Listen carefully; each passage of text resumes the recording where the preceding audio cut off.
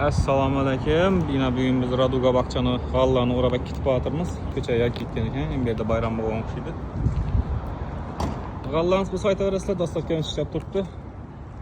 Mana ukamiz sotchi. Mana bu laylak tushirib yuribdinglar. Uchdimi bu? Yakur suyradingmi ya? Uçtuk. Qani uchganini ko'rdik ha. Uchir buni axir. Mana. Haram geldi, güller kızıp gitti. Fayttan aldık, Allah'ınızı uydurup kalın. Acayip edip büyük bayramda sıfatlar.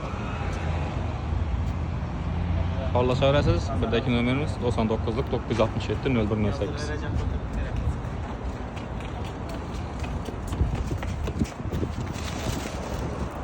Oldu mu?